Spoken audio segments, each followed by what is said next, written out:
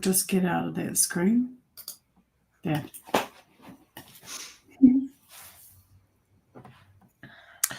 Hi, everybody, and welcome. As usual, we're over here screwing around and trying to get all the little pieces going. And to top it all off, Carmelle realized at the very last minute that their time changed down there. And so she's going to be an hour earlier than she had planned on. So we're so glad you made it, Carmelle.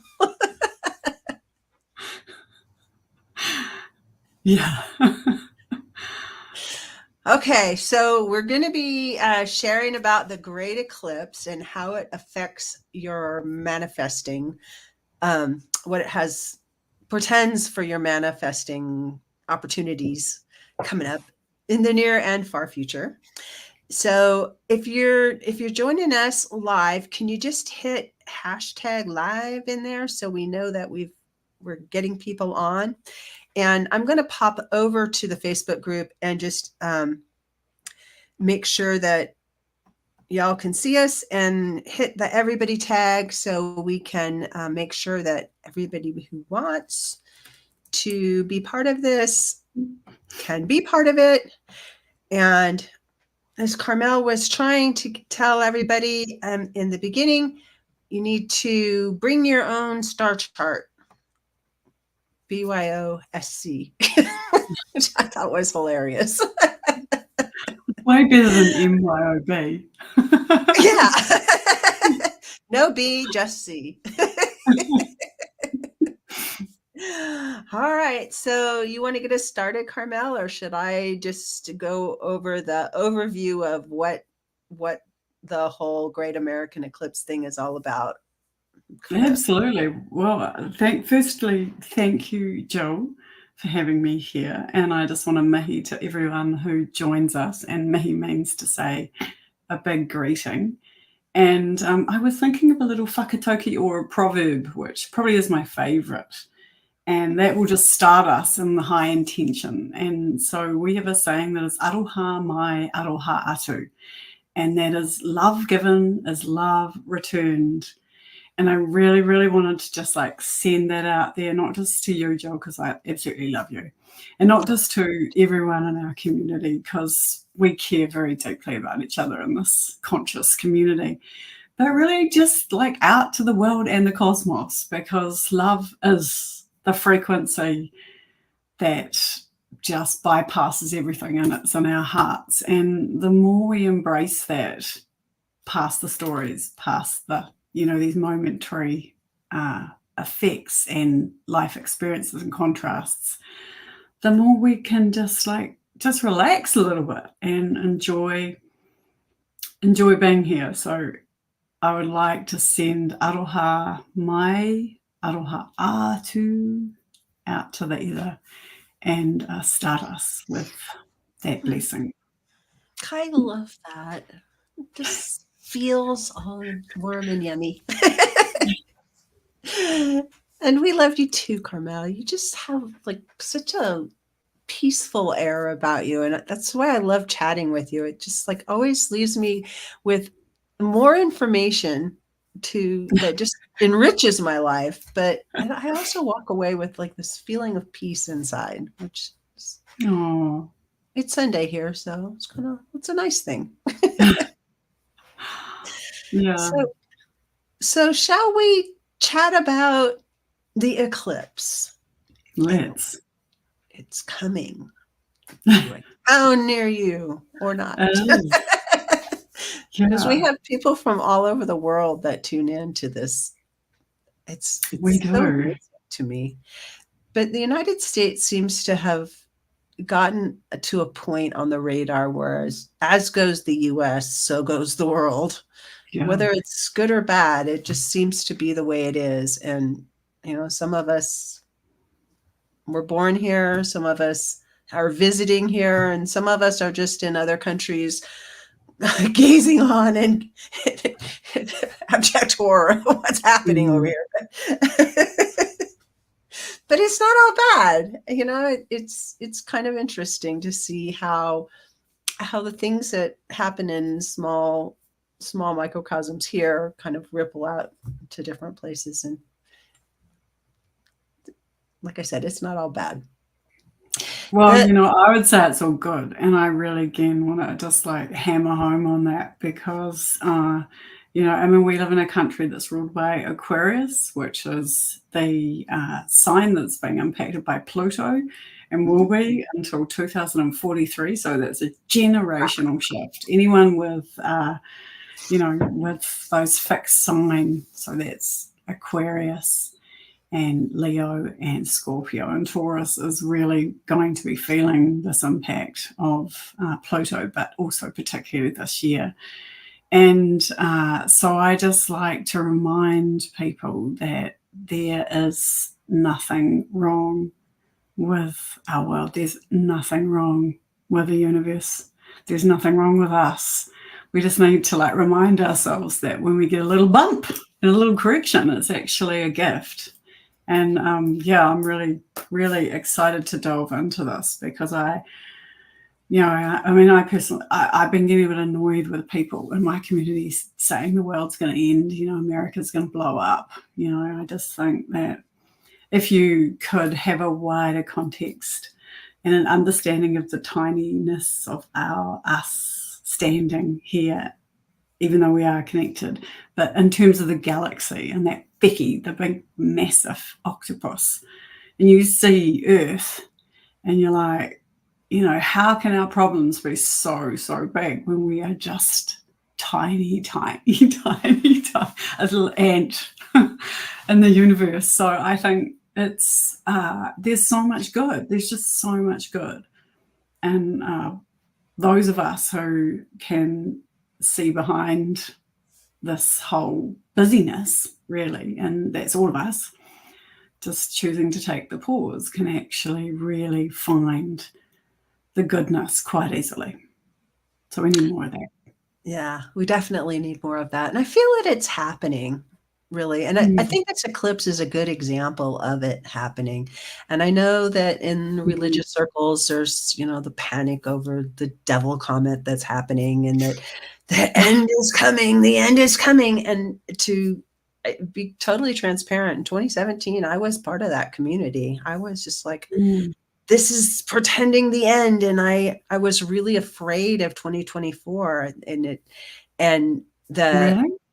yeah, there are communities out there that are just like, this is the sign of the end. And America's the great Babylon and it's going to crumble and fall. And, it will change.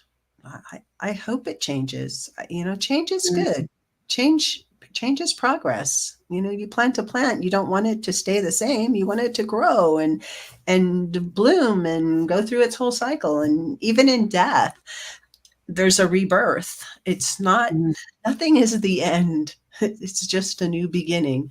So maybe this does portend a new beginning for the United States, but there's so much potential in beginnings and transitions. There's always potential and potential for us to learn and to explore and to really take advantage of the things that are happening. And you're all about that when it comes to really manifesting and using the power that is just part of power in terms of energy that's part of certain days and certain events that happen, to really craft the life that you want and to get the world to form the reality that you want it to form, which you're really good at that. I practice a lot. It doesn't come that easily. There's a lot of practice, but again, it's a simple practice. The paradox of the universe, of these big issues, is that they're infinitesimally small. And, we are space dust. And if you go into the tiniest, smallest part of our atomic structure, the quarks and the gluons, they're microscopically nano beads. And within that structure is 99% space. So, we are not physical. We are non-physical.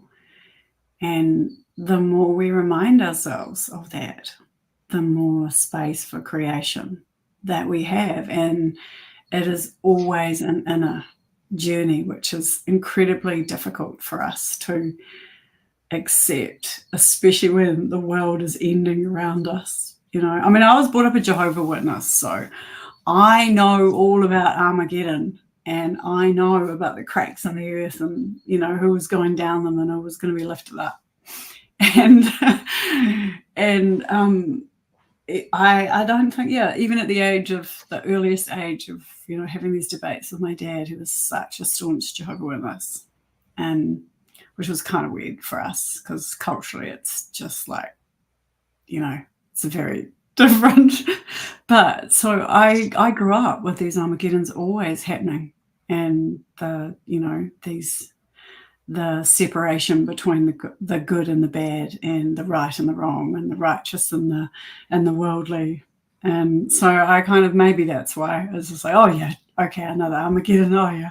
You kind of have to. Here we go.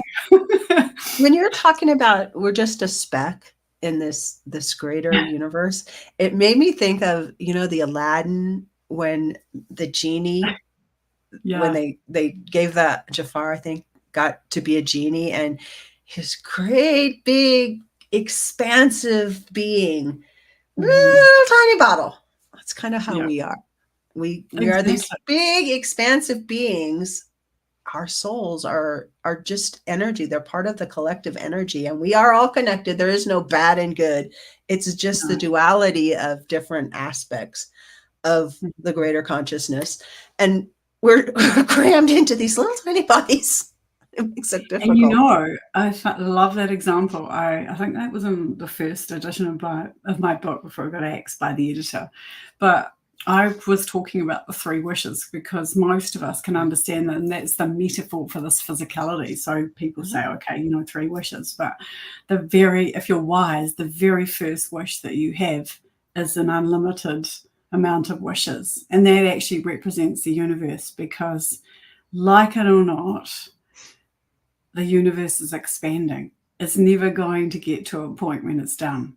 It's never going to get to a point when it's game over. There's always going to be growth. That's just the rule of our universe.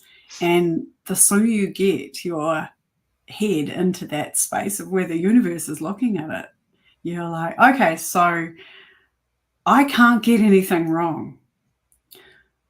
I have an unlimited set of wishes. It doesn't matter how old I am.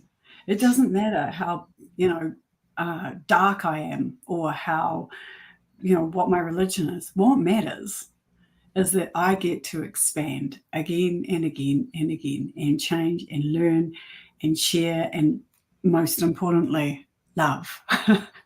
And that's all there is. So, I think it's funny because I was fiddling around with my cross, and I'm one of those kind of like interesting Christians, but I view my cross as the crossroads, and I wear it alongside my heitiki, which is an ancient guardian. This one's Maioha, which means gratitude, and I wear them on my chest to always feel my gratitude for my ancestors, for being in the world, for the beauty of culture, for my grandchildren who are going to come at some point when the kids deliver them, this endless stream of life and spirituality. And this is what is happening. If you look, there's people talking about with the eclipse, it's an X marks the spot. It's an X marks the treasure spot, and that treasure is you. That treasure is, particularly with this set of eclipses, and I was very grateful for the article you sent from Michael O. Wow, I loved that he plotted the whole 1300, the series of eclipses.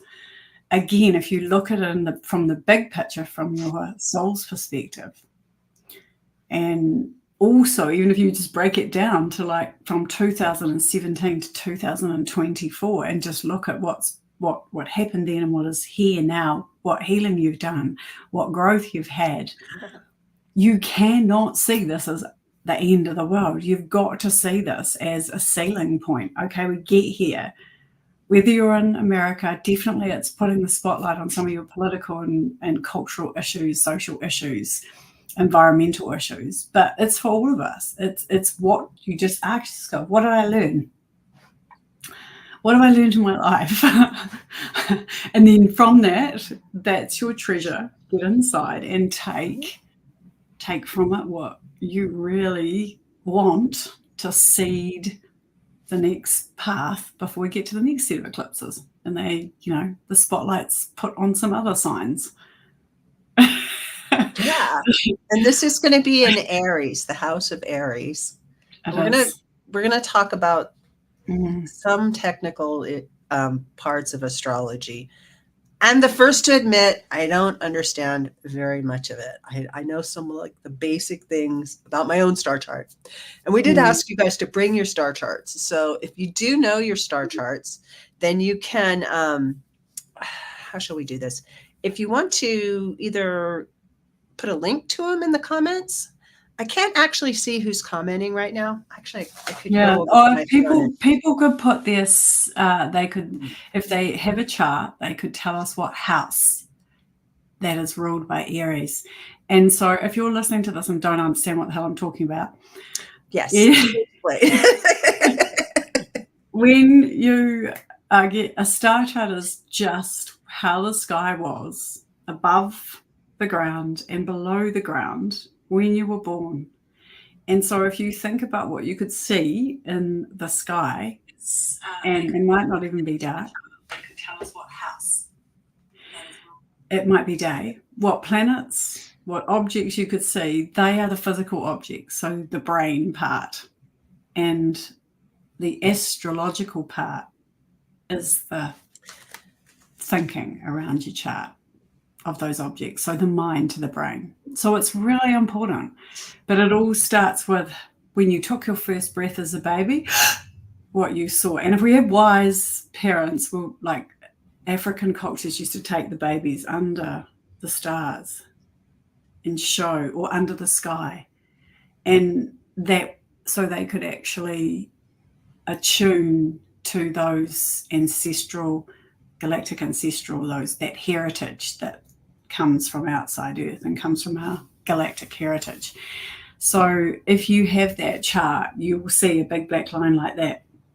That's the line of the horizon between east and west. So that is what we're looking at. And so everybody in that circle has the star area, or the time which corresponds to a season. Everybody has that in their chart. So there are a couple of questions that we'd be wanting to see. We want to see where Aries is in your chart. And also we want to talk about your second house, because if we're talking about manifesting with the stars, the house that's very important from a manifesting perspective in your own creation and your own ability to tap into what might be there in your second house. And it doesn't matter if there's nothing there, but that's really important. So if people would like to tell us what house Aries is in, and also if they would like to share their sun, their rising and their moon. So those are the three key astrological elements that we need. I think Dee, I figured out who's commenting. So I'm kind of holding my phone, and Dee has a rising, her sun. She knows her sun, rising, and moon signs. And I'm just, if you want to share those with us, Dee, then maybe Carmelle can write them down. So she's a Virgo sun. Okay. A Capricorn rising, and a Cancer moon. Can I please ask the degrees? Do you know the degrees, Dee?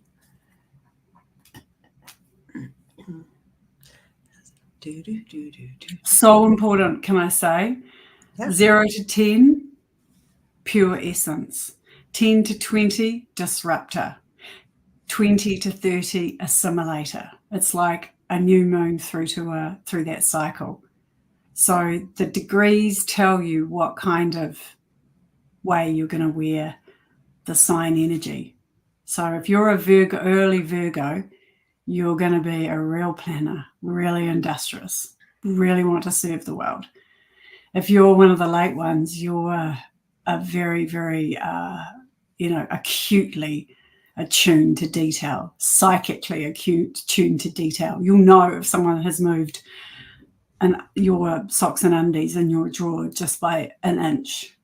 My daughter's one of those, 29th degree. She knows everything in a room. If someone even breathes on a glass, she's like, who came into my room?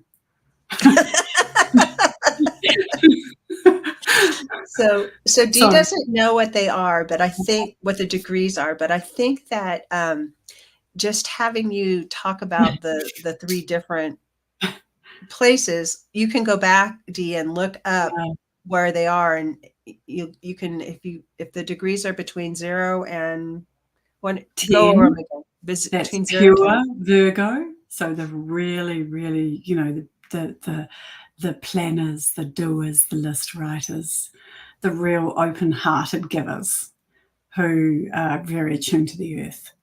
The ones in the middle are shaking the Virgo energy. So potentially there might be a little bit more, industriousness and OCD. And then the end ones are very, very psychically Virgo. So incredibly, able to, sniff out the smallest of details that the rest of us wouldn't even begin. They can look at a Christmas present under the tree and know exactly what is in it, unless you hide it, which is what we've had to do my daughter's entire life. We have to wrap up everything in big boxes or small boxes to foil her. The other thing I'd like to know from Dee is where is Aries? What house in your 12 houses is ruled by Aries? If you can see that from your chart. I think I kind of know a little bit. I can kind of work it out, but it'd be great if you could. If you knew what that was. Yeah. For you, Carmelle, she doesn't know what I think house. it might be your 6th house. It's either 6th or 7th. So just questions to ask yourself. Do you feel very independent in the day, or is independence in partnership something for you? That will tell me which house it is.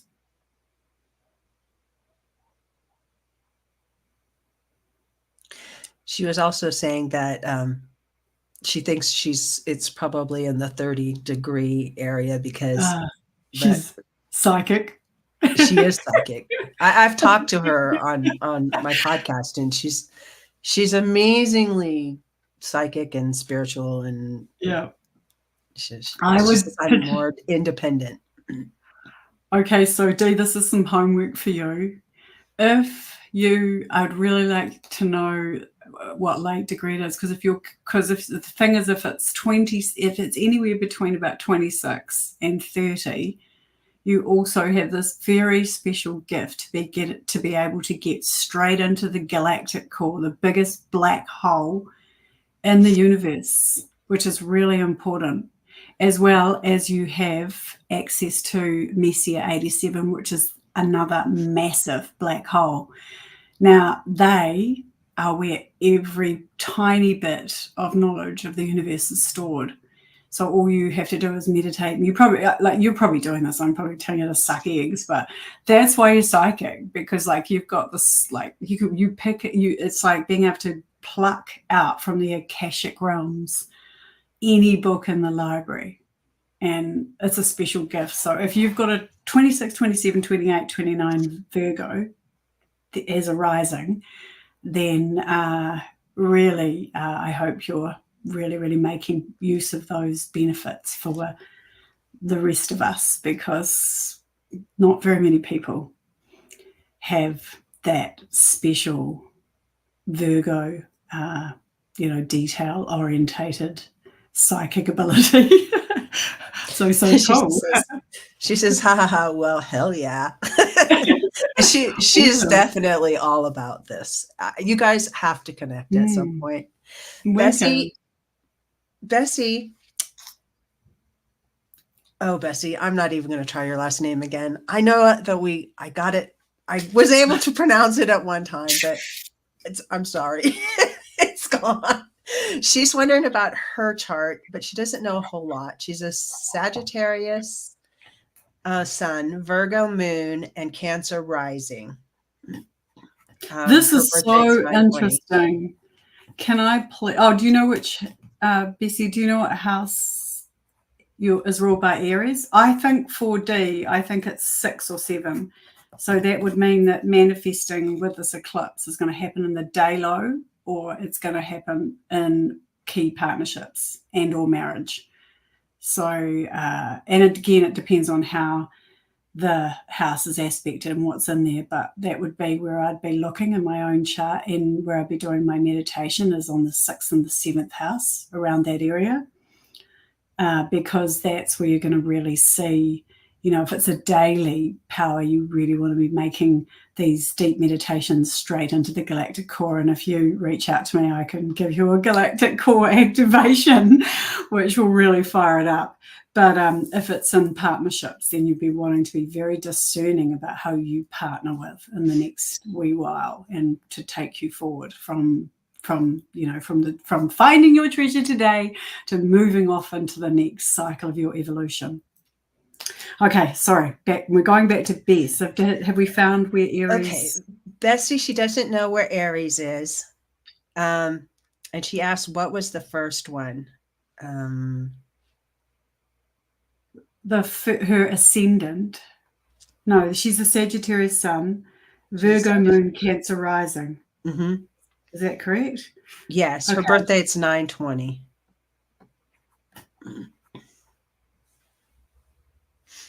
So, sorry, 9. Oh, okay. Yeah, no, I'd need to run the full dates to find, but if she reaches out afterwards, I could probably look up her chart and tell her where Aries is. But I'm just looking on. So Sagittarius, Gemini. It's I can work it out off the hoof. Her 12/9 is her birthday. I'm not sure what the 9/20 was about. Yeah, 12. So that's the 9th of December. That's her birthday. Yeah. But it depends. So Cancer rising, it's really putting me through my paces. It would be almost opposite. So yeah, she could have. What time was she? Wait, that's Dee's birthday. Okay, I'm getting so confused now. Sorry. Oh, are you both born on December 9th, Dee and Bessie?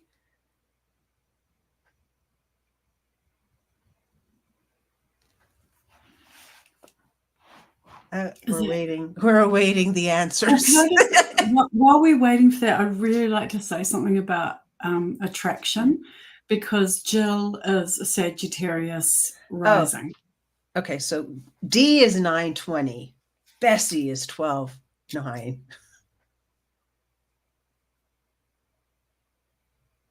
Okay. We got. Okay. So with Bessie, 9/20 is Virgo. Bessie is 12/9. 12/9. So Sagittarius sun, Virgo moon, Cancer rising. Sorry. Okay, and so for a start, with a Cancer, Bessie, with a Sagittarius sun, which is a fire sign, you're going to be there's almost an alignment. Again, the fire energy is really important. And one thing I do say I know this is really weird, but for fire signs, manifesting with fire is like a real, like, if you're into, I don't know if you're into smudging, there might be too but no, fire, it's not too far out for her. She's way out there on the edge. Yeah, but fire and lighting candles and burning stuff, and metaphorically with your beliefs, burning down the house, just smudging, whatever you want to do. Funny because I've got so many different things for smudging. I'm a fire sign, but light a big bonfire and sear into the flames. These are things, and particularly with Aries. So what Aries represents from an eclipse point of view is because it's the first shoots of spring. It's it's the start of the zodiac season. Certainly for you guys, for us, it's the opposite as well. we're sign polar, but that Aries is all about vision. It's about your own independent vision. Aside from everybody else, it's about the first steps. So for all of us in this time, this is why this is such an important, I don't think it's an ending. If it was an eclipse in Pisces, might be a bit different, but an eclipse in Aries means the start. It means going into your own workshop, finding the practices that enable you to, like really grow and to really use that energy. So with a Sagittarius sun, because you naturally manifest, good or bad, boom.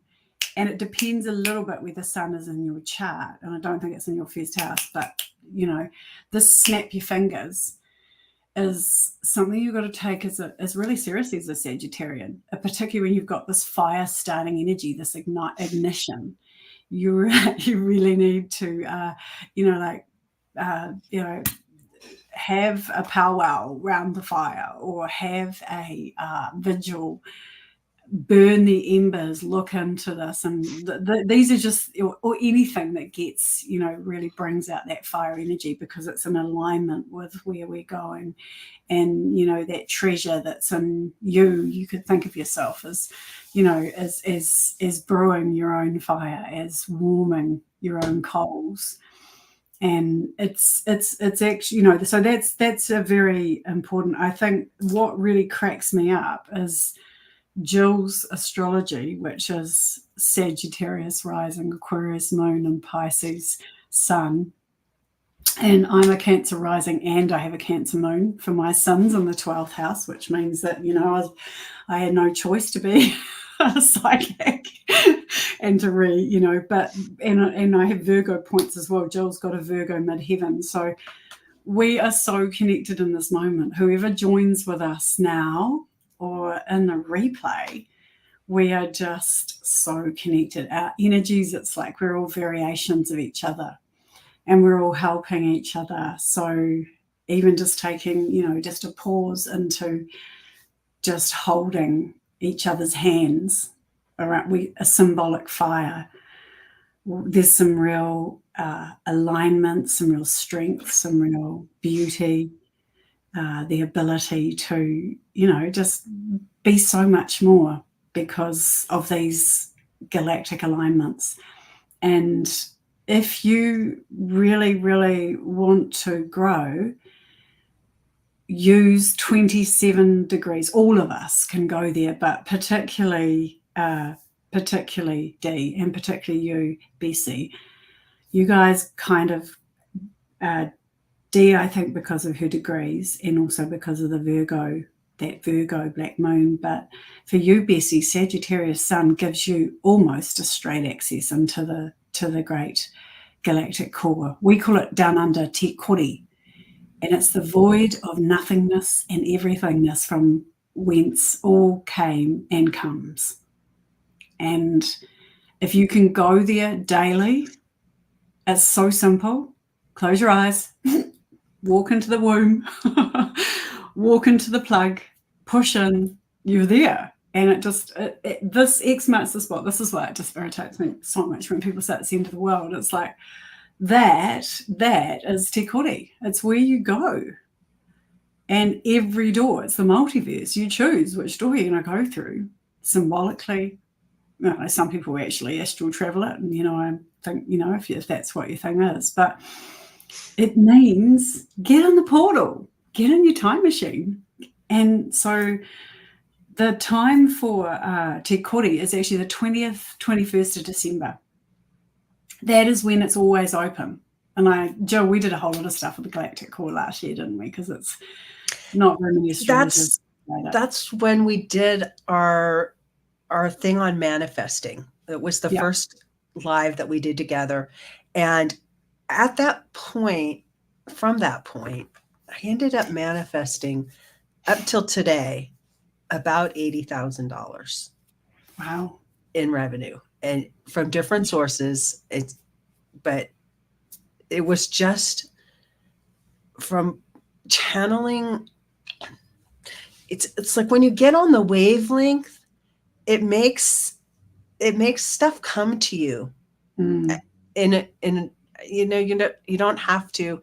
as you pointed out to me on that conversation, you don't have to try to figure out how it's going to happen. You just have to put it out there that this is what your intention is, and you need to be open to being able to feel the feels of what it will be like as you're experiencing it, and then experiencing it, which I'm sure is, unless you really get it, you're not going to get it the way I'm describing it. But there's but what you can get is the peace that comes. So if you can practice that, you'll get the manifesting parts. And so that gateway which always happens 20th, 21st of December. It's always a massive time. There's a reason why Sagittarians are just the magic manifestors, the super manifestors amongst us, because it's such an incredible time when literally the galaxy is open, literally. This is another one of those times, and an eclipse like shines this torchlight, the sun and the moon, and there are, I think, 5 other celestials that are lined up, including the North Node, which is destiny.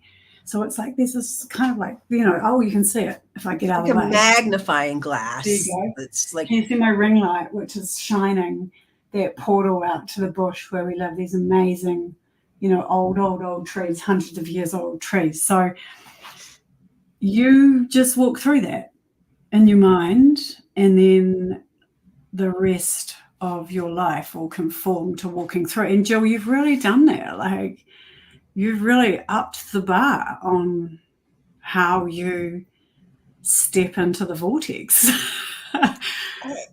Yeah.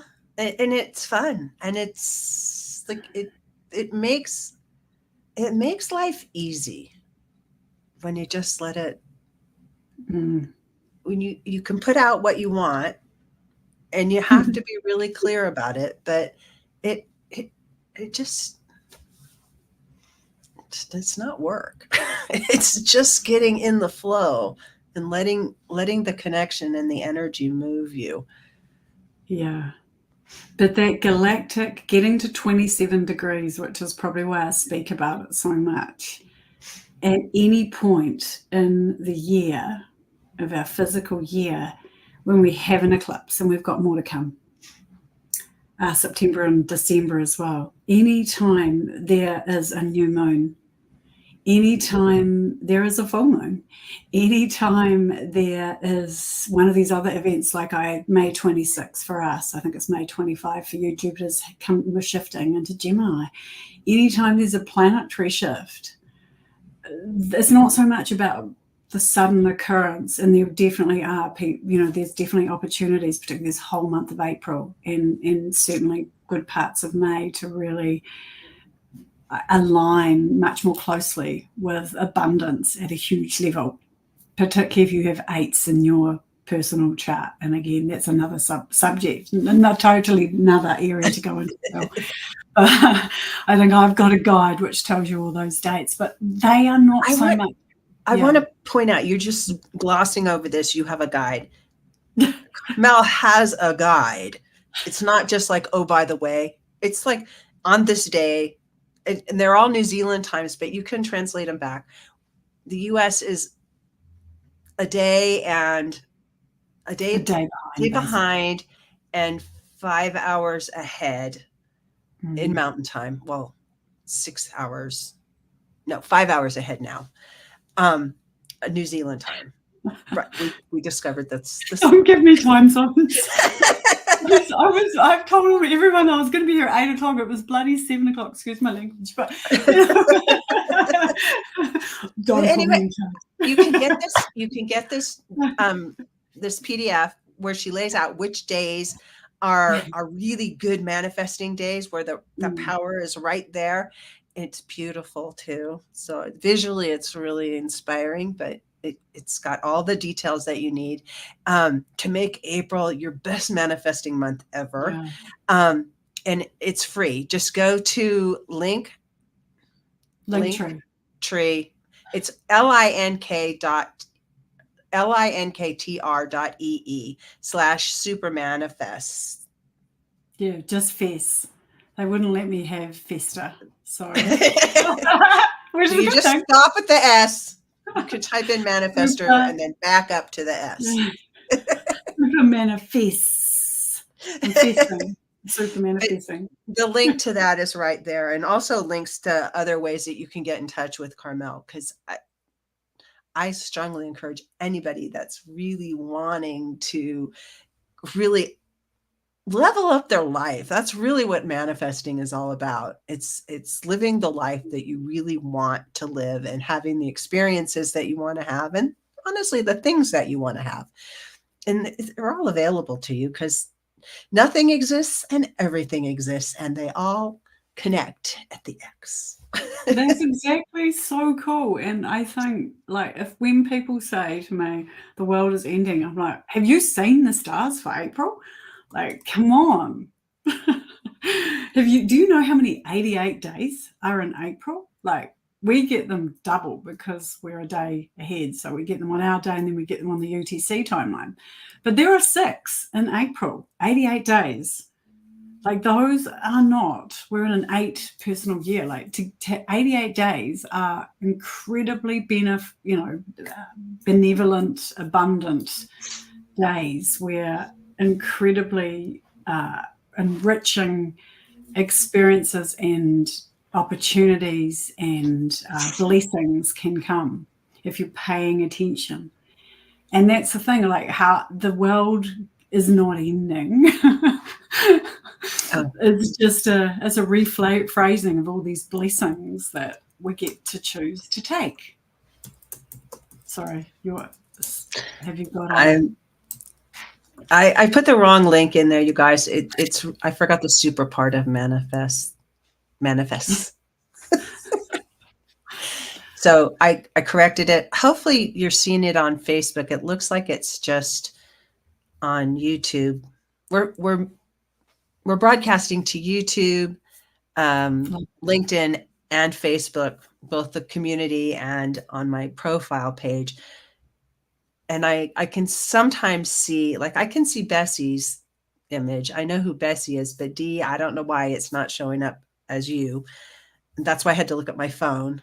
So I will definitely make sure that it's on the Facebook replays and on the LinkedIn replays as far as getting a hold of Carmelle.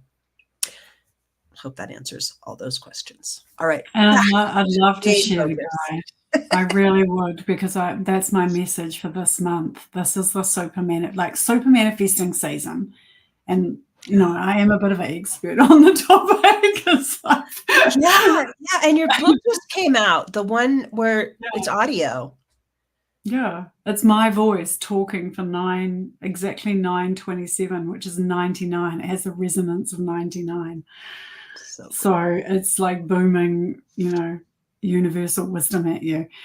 But what I wanted to, so the super manifesting season, and Bessie, you better be listening to this because Jill knows this now, is Sagittarius season. So from the 22nd of November through till about the 21st of December, it kind of cusps a bit.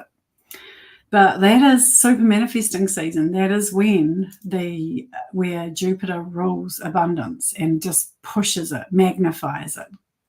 Good and bad, again, depending on your perspective. But if you're wise, you're focusing on the amazing things. So super manifesting this season, is actually being eclipsed by April. I love April, how you put that in there. There's more. Yeah, there's more. This eclipse is just putting octane into manifesting. I love how it's in the 4. It's the 4 month. And then I know, because I'm in Leo, and I was like, oh yeah, and I'm having an 888 year, 888 year. So I was like, oh yeah, it's all going to happen in August, that's when it's really going to go boom. But I was wrong, because the thing about April is you've got the breakdown, the 4s, which, so 4 in numerology means work. It means perseverance. It's the foundations of the house. And 8 is the wealth that comes from that. It's also wise management and, leading others and looking after others with what you've worked on. So it's actually so cool in April, Jill. It's really, that's why I wrote that guide and illustrated it, because I just wanted people to know that there's some good stuff going on. And that's not the end of the world. That's the This is start. just the beginning. And yeah, And it's time to it's play. 4/8 is the eclipse date. Mm. At least here in the US, which is It's 4/4/8, 88. yeah. Fourth Well, of the it's the 4th month, the 8th day, and then 24/6, and it's an 8 year. Yeah. Yeah. That's Brilliant. so much cool stuff. Dia's like, now it gets fun. Absolutely. It so gets fun. I think this is the time to do cartwheels and handstands and, jump higher on the trampoline, not head for the hills. Yeah. Yeah. Make friends with your neighbors and have a bonfire if your name's Bessie. Absolutely. Yeah. Well, I mean, I think for any of us, actually, manifesting with fire, I mean, there's a reason why we all love fires so much. The ambient glow. I know you guys are heading into spring, and it's good for us because it's getting cold down under, and we're the opposite. But a fire that you cannot beat a fire. Heat pumps don't cut it. Gas fires, they just don't cut it. Nah, wood fire outside, lots of smoke, just like it's smudging on a different level. It is indeed. Yeah. Smudges your clothes, that's for sure. And your hair.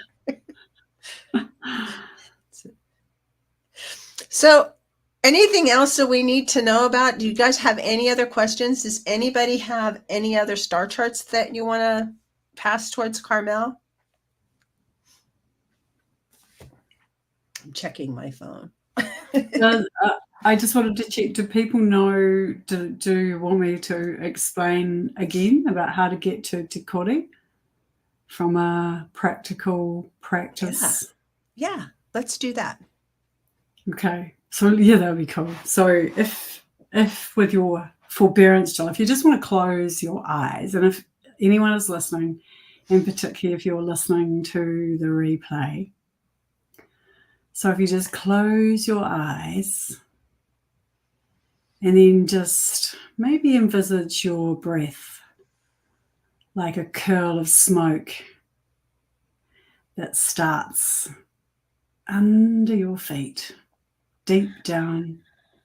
Papatu Anuku, a mother, Gaia, however you describe our earth. And if you feel that curl of smoke curling around your toes, as your breath fills your body all the way through from your toes, all the way through your body, through your heart, coming into your head, and through into your third eye, your pituitary gland, your transmitter, and then coming up, or out as you allow your consciousness to leave your body, just like that curl of smoke. And if you're not already there, just push through into an opening that opens for you. That may be up far into the galaxy, or it may be more close to you. But you just push through into this warm and light-filled opening where you know you are totally protected, where you can feel the presence of your tipuna, your ancestors, who hold you so close, passed over loved ones and friends. They hold you in a warm embrace as you see all of those who will come after you through your children and their children. And as you feel this merging of the eternal soul that is you, grasp in the eternal soul of everything. Dance or sway or push forward through and see the openings. The openings that are just like tiny particles of tingly white light. Step over the sponginess and through and out.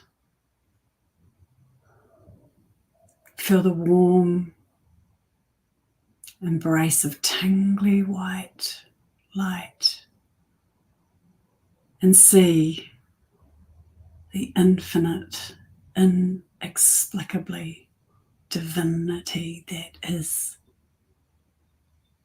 and connects us all. And I'm going to pause just for a few moments as you ask or do or feel whatever is right for you here. Here we go.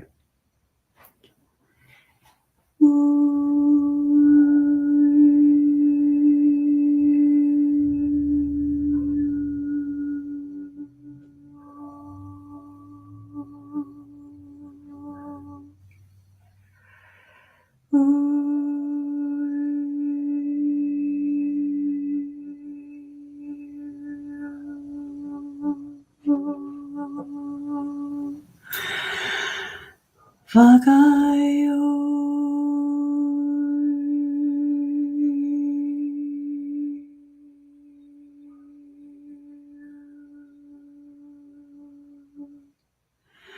Vagayo.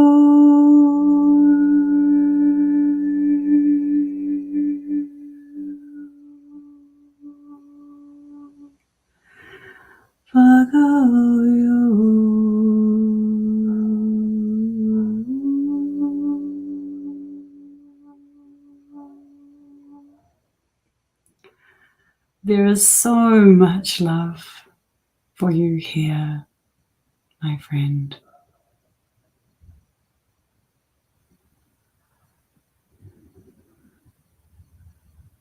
And just embracing the knowingness of yourself and the wholeness of everything. Just draw in what you need. Bring it right through and back into your mortal body, into the trillions of cells and space dust that are who you are and make you special and unique as the you that is totally you. Back into this time, space, reality, into this moment of inexplicable beauty. And just when you are ready and at your own pace, come back into the waking world with full integration for what is to occur next. Wow, thank you so much, Carmelle. That was awesome. A little mini journey. Yeah. Te kore, that realm is just there. That's what it's like. Nothing So mystical. beautiful. It's just there. You just have to choose it, right? Yeah, I choose to go there. Mm. Sometimes I think we forget that there's all these places that are available and open to us. We just have to remember to go there. yeah, abundantly available, you know. Everything's available to us. It's just Mm-hmm. remembering that. Mm-hmm. Leave it there. Yeah. Dee says, wow, that was amazing. Mm. Bessie said, love me some fire. I can't wait to hear your stories of where you take this powering eclipse and where people take it with this power that Yeah. is them. And, this is going to exist in the group, especially for a long time. So as things happen and you recognize that it's Mm. related to manifesting from this encounter, share your experiences. Mm. Even if you're watching the replays months down the line, let us know how it impacted, how the eclipse, the start, the fresh beginning impacted your life. Dee says, thank you so much for all this info. It's very exciting to know more about this. I am definitely going to connect you guys. So no worries. Thank you all for joining us. Carmelle, do you have any last words that you want to share with them? Oh, I feel like I've tapped out on the words, but I just would like to again acknowledge everybody who has joined today. And if you're joining in the replay, the Modi doesn't end with the live, it stays with the intention. Jill always has a high intention to serve. And, I echo that from my end of the world. So we've basically got the whole world covered. I love that so much. And with you there, we are sending it out there. I just picked, it's so funny, I just picked up this stone. Look at this, is actually coral. I found it. This is what happens when you become so aligned with an energy. This is a piece of coral from Rarotonga. I went to visit a friend, and that it just came. But this is you. This is, all of us have this. This, our beating hearts. The love we give, the love we receive. The love we give is love we receive. So thank you, and happy eclipse tonight for you. Yeah. Tomorrow morning. Tomorrow morning for For us. us. Yeah. Mm. Thank you so much for joining us, Carmelle. This has been amazing. Don't forget to go visit her site and get the Super Manifesting Days PDF. You'll love it. You can thank me later. Love y'all. Bye. Thank you for having me. Bye.